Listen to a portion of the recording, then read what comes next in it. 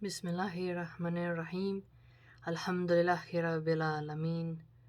Wa salatu wa salamu ala rasulihi al-kareem. Wa ala alihi wa ashabihi ajma'een. Amma ba'd. Okay, fam. So, hope your Eid went fantastic and hope you had a successful Ramadan. Mine was pretty compact. So, that was interesting. But alhamdulillah, did well, learned a lot, mashallah. So hope you did as well. Tonight, I want to talk to you about how music can trap you in a lower state of mind. And so, this, for American reverts in particular, is highly important because of how much really thug rap is pushed upon us, heavily promoted, and all around. And that if you truly want to change and let go of some of your bad habits, you're going to need to cut off that music because it is a constant reminder and pitfall of negative behaviors that are un-Islamic that will get you into trouble. For example, I was walking home with my little one, and every car that was coming out of the high school was just bumping rap. And I'm thinking to myself, that's kind of sad. You know? It's kind of sad because that music used to have a very cool political message, but the rap today is purposely made at a lower frequency to where people are really focused on unessential things. Drug dealing, sleeping around. The male-focused songs, really brutal on women, and the female songs, pretty nasty, pretty vulgar. They don't have any really lyrical talent. It's all just soft porn. It's really just garbage. So it's really interesting if you take a step back and you think to yourself, how can you change your state of mind if you're constantly inundating it with the same music that puts you at a less spiritual frequency, that makes you more angry, makes you more vicious, and has a total effect on your persona, on your character, on your outlook at life, has a physical, a chemical reaction, emotional reaction in your body. For example, if you're a woman and you're listening to some ghetto hoochie trash rapper and she's saying, hoes this and hoes that, and it's just pure nonsense garbage, and she's saying, run them pockets, like to be a gold digger and use men and stuff like that. If you're getting like your dopamines, you're high, you're jiving, you're grooving, you're connecting, you're syncing your energy with that music, you're going to radiate that whenever you walk around and get around people. So, a good man who's pious on his deen, and even, let's say, a good Jew, a good Christian, or just a very stoic, mellow man, that type of aggression, vulgarity, pompousness, narcissism is very off-putting. And it really shows you have a more of a dangerous, unpredictable, wild vibe. And who wants that kind of vibe when you're looking for stability, tranquility, and harmony for a nice, solidified home, right? And so these women will play this kind of music, adopt that persona, complain there's no good men, and then turn around and hate men more, and then reinforce their hatred of men through that music, and live out a second life through that music. What I mean by that is, some people will live through their musicians. Their musician's pain is their pain. Their musician's grandeur is their grandeur. So if their musician dresses a certain way, they copy it. They speak a certain way, they copy it. They start to idolize and worship these musicians through imitation, mimesis, and using them as this sort of mantra of dopamines and addictive clutch, to where the musician becomes a sort of therapist for that person's negative aspects of their personality. And so if you really want to change, you have to cut off the music. There is so much wisdom in seeing how music is a weapon. One of the funniest clips I saw was someone put funny music, like boom, boom, boom, boom, boom, boom, boom, when Hitler was walking.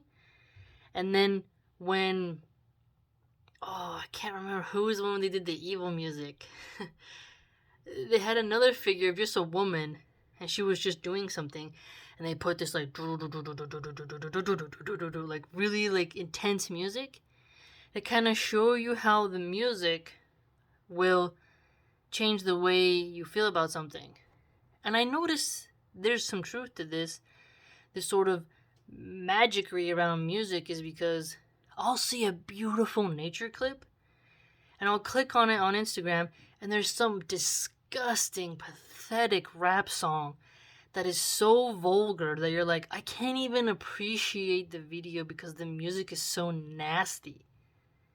Why would you put that trash music on like a great nature video, right? And it's just really gross how that happens. And then you'll see the funniest ones are of like propaganda for politics, where it'll have this very motivational, epic music, and you're like, this is just a corrupt politician who serves Wall Street and is run by lobbyists and corporate interests and donor PAC money. This is not a noble politician.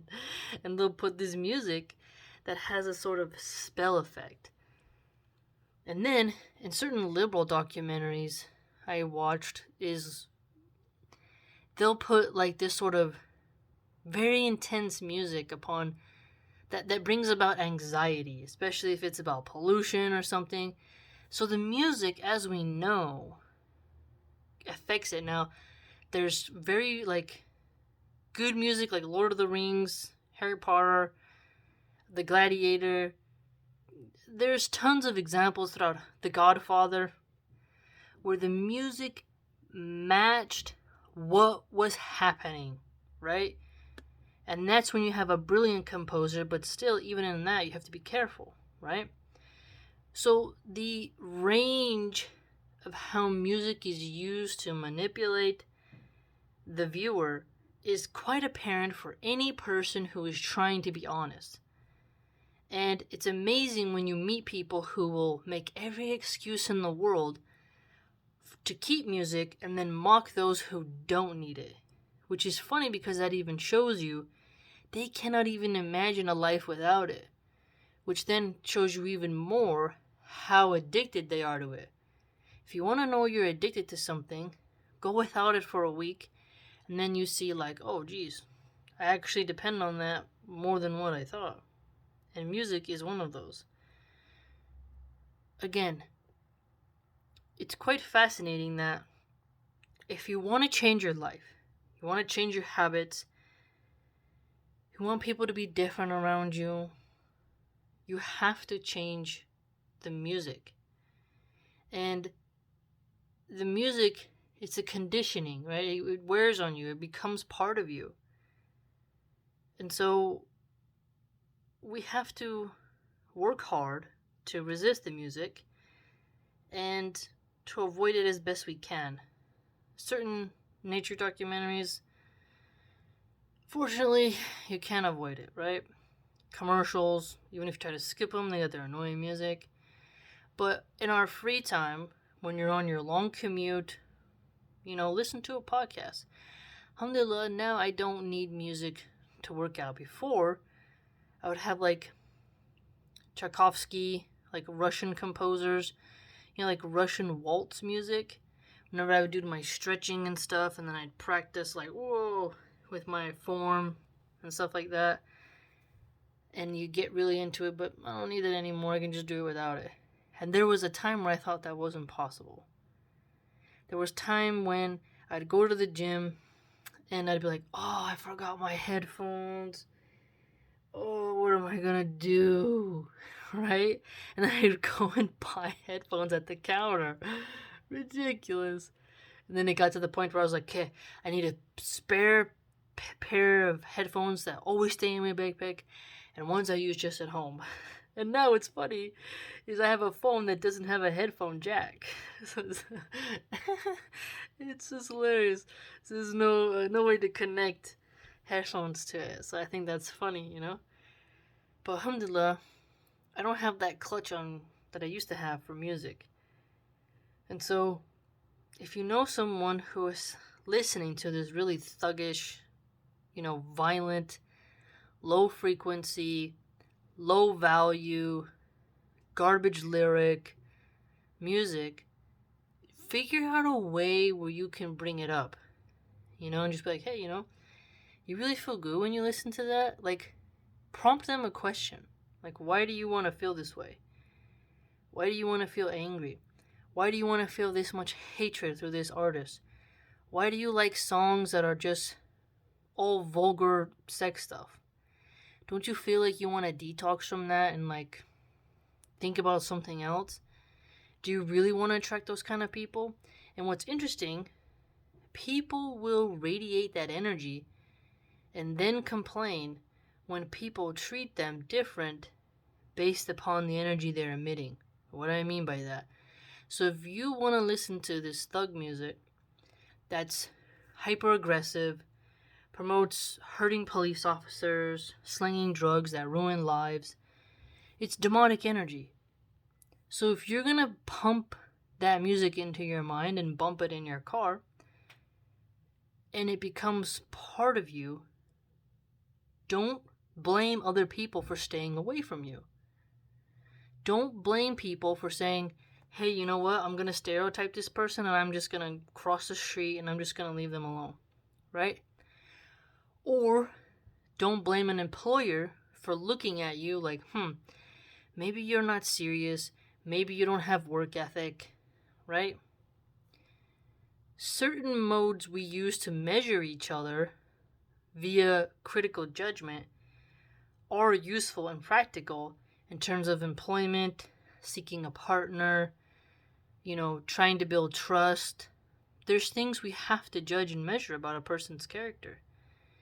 And if you're someone who talks like a sailor, as they say, and every lyric you hear in the songs you bump is just pure trash and garbage or mumble, and you spend more time listening to that garbage than you do, spiritual, educational, nerdy things, well, obviously this is going to impact your mind and what you think about and your outlook on the world, right? So that is why people will gravitate to those whom they feel there is, calmness, peace, and stability to, and birds of a feather flock together. So if you're going to radiate that energy, you're going to attract that kind of energy too. Now, even when you're nice, the predators come. And even if you are strong yourself, someone wants to overrule you. So no matter what you do, true, you will run into someone who having a bad day and they want to take it out on you. But if you're going to listen to music that is making you more violent in your mind, that's not really strength. That is you being a reckless missile ready to pop off and go to jail. The music is actually promoting you to be more reckless, irrational, and degraded. And if you cut off the music and then you hear music, you're not as affected by it. You're kind of like, can't wait for the person to turn this junk off. You will seem more resistant, less affected. And for me, I really do feel that. Like now when someone has their radio on of music, I'm like, can you turn that off? Like, why? It's hurting my ears. I have a headache. Can you please turn it off? Okay, turn it off, right? And you're like, I'd rather just hear the sounds of the cars, listen to a podcast on politics or history, or a sheikh explaining hadith or something like that, right? There's so many better things to listen to. And you'd be surprised how your brain focuses on better things when you cut off trash music, how your vocabulary changes, how you behave, how you react, everything, right? It's quite interesting. If you do this experiment and you be sincere about it, inshallah, Allah will open your heart and you'll be able to see the proof from what I'm saying, right? I mean, if you look at concerts and when people are waving and acting really weird, you can see there's an electric, transmission of emotion that happens through the crowd that flows through them. You can see how they sync up, how they change, and that's why they go to these concerts, to have an experience. So to deny that music can have any negative impact on your life is just plain false. And for the people who say, yeah, but there's Christian rock and there's this and that, the lust factor that comes in with musicians is always going to be there.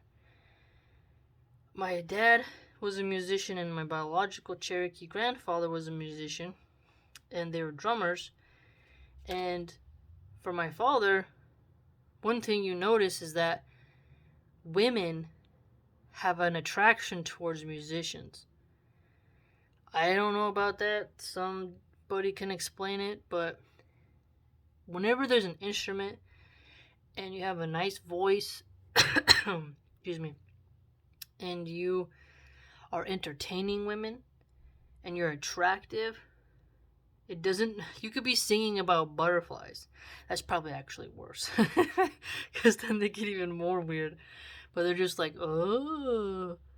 And this in and of itself causes a fitna. It causes chaos. It causes lust. And one example, even is in a comedy, is the Walk Hard, Dewey Cox story. It's a parody that I watched 12 years ago, but it's the dude who does the Step Brothers movie with Will Ferrell, the curly-haired dude. I don't remember his name, but he plays in this movie called the Dewey Cox story, Walk Hard, and he's this innocent guy. He becomes a musician, and he cheats on his wife, and he goes through like a Johnny Cash type of era, and you just kind of see like, musicians usually fall into drugs, women pour on top of them, and it's very difficult. And I would say for Christian artists, it's probably worse because the stimulation is probably worse upon those Christian women because they're trying to be good. And they think they're having a spiritual moment because you're talking about Jesus, but rather it's you as a man on the stage entertaining them that is causing it. And then when it's a woman singing, it's the men looking at her body, hearing her voice. There is lust, there's a lure, there's like this aura. That adds to it, right?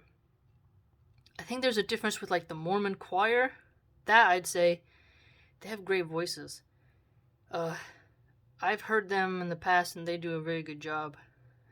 That's quite different. But again, music in and of itself affects the mind. And if you want to change, you have to cut off the negative music. And the more you cut it off, your perception and addiction will change. And you yourself can become less resistant to propaganda, to media manipulation, inshallah. And you'll begin to find better ways to occupy your time and find better ways to soothe yourself when you're upset, when you're lonely, when you need motivation. Little by little, inshallah, you'll get there. It's a long journey, but if you're an American revert especially, with the type of music we grew up around 24/7, you have to make that change. You do. And even if you're from Mexico or some place where they have like cumbia, reggaeton, corridos, banda, you have to cut off that music too. Because the lyrics, the artists, the music videos, all the stuff they promote is just nonsense. So cut it off, make the change, discipline yourself.